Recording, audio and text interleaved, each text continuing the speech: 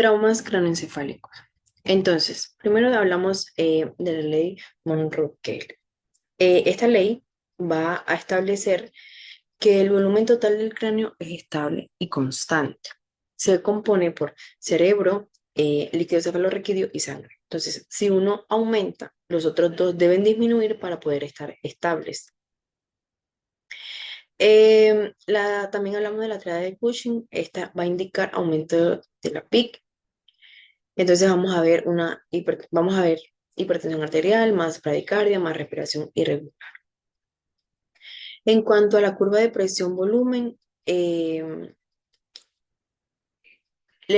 volumen intracraneal va a aumentar por edemas o por hemorragias, que van a elevar la presión intracraneal. La curva va a mostrar aumento del volumen sin alterar la PIC hasta cierto punto. En cuanto a la presión de perfusión cerebral, entonces esta va a ser una medida crucial para evaluar el flujo sanguíneo y poder garantizar así oxigenación adecuada al tejido cerebral. Entonces, para esto hay una fórmula que es presión arterial media menos PIC. ¿Para qué nos sirve esto? Para buscar evitar isquemia o daños irreversibles. Hablando ya del hematoma epidural, esta es una acumulación de sangre que se da entre el cráneo y la dura madre, causada por fracturas de cráneo que van a romper la arteria. La característica de este hematoma, vamos a ver una evolución rápida, cefalea severa, pérdida de la conciencia, lucidez, deterioro cognitivo.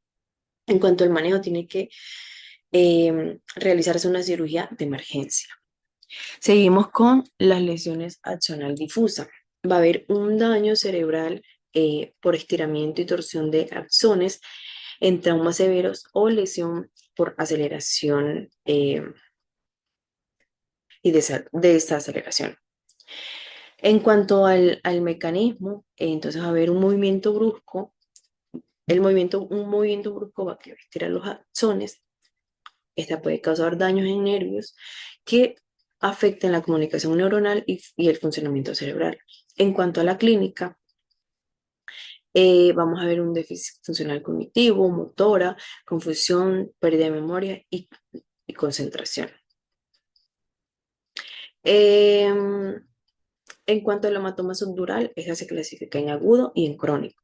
El agudo eh, es causado por rupturas de venas que atraviesan la dura madre. La característica de este hematoma, entonces vamos a ver que 24 de 72 horas después va a haber el paciente va a presentar confusiones, deterioro neurológico progresivo y el manejo es totalmente quirúrgico.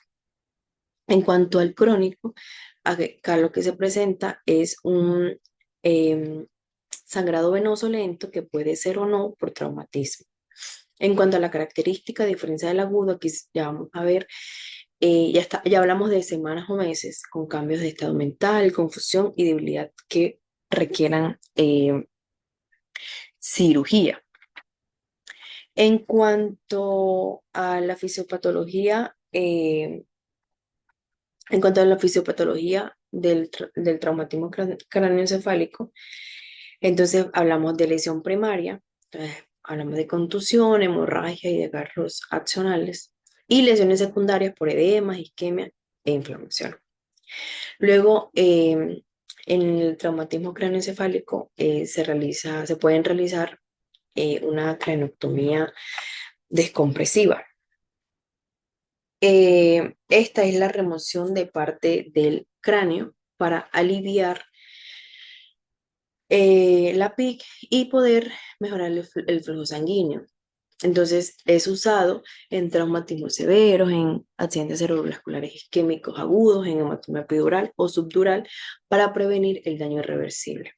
¿Qué riesgo se puede presentar? Infecciones, sangrado, daño cerebral y complicaciones después del postoperatorio. En cuanto a la clasificación del traumatismo cráneoencefálico, eh, entonces se clasifica en leve, moderado y severo. En leve, entonces vamos a ver conmoción, pérdida temporal de la conciencia, confusiones, amnesia, el manejo va a ser en observación. El moderado, vamos a ver pérdida prolongada de la conciencia, déficit neurológico, amnesia, manejo por UCI. Y prevenir complicaciones. En el severo ya vamos a ver un paciente en coma, con déficit neurológico grave y herniación cerebral. El manejo debe ser una cirugía urgente y la UCI. En el traumatismo craneoencefálico evaluamos la escala de coma-Glasgow. Esta evalúa el nivel de conciencia en pacientes con daño neurológico. Entonces vamos a evaluar la apertura ocular y le vamos a dar un puntaje del 1 al 4, la respuesta verbal del 1 al 5, la respuesta motora del 1 al 6. Entonces, si tenemos un puntaje de 15 es normal. Si tenemos un puntaje de 13 a 15, como leve, de 9 a 12 moderado y menor a 8 severo.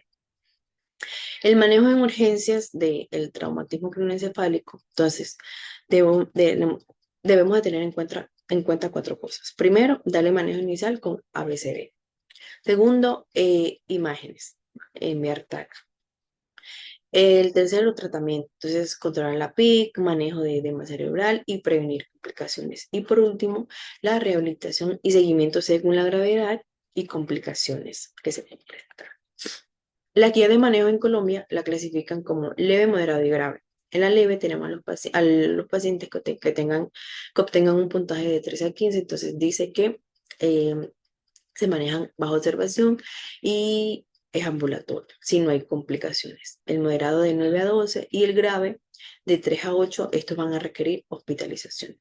Imágenes, utilizar TAC, el manejo de la PIC, dice que darle monitoreo, osmoterapia con manitol, solución salina hipertónica si la PIC está elevada. Neurocirugía, si hay deterioro neurológico, lesión visible en TAC, y en cuanto a la rehabilitación temprana, mejora de resultados funcionales. Los anticonvulsivantes en trauma, entonces tenemos que las convulsiones agudas 24 horas después, para la prevención de la convulsión, manejo de convulsión post-trauma para controlar la actividad epiléptica y así prevenir convulsiones. Y por último, la prevención de convulsiones tardías. Entonces, si hay alto riesgo de convulsión tardía, como hematomas o lesiones.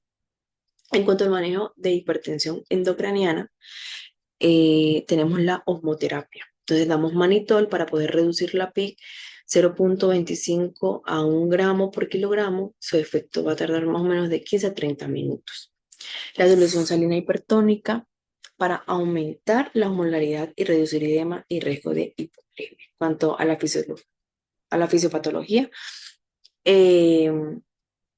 de la hipertensión endocraniana, entonces esta es causada por traumas, por hemorragias, por tumores. El mecanismo que este utiliza es aumentar el volumen cerebral. El aumento del volumen cerebral causa aumento de la PIC.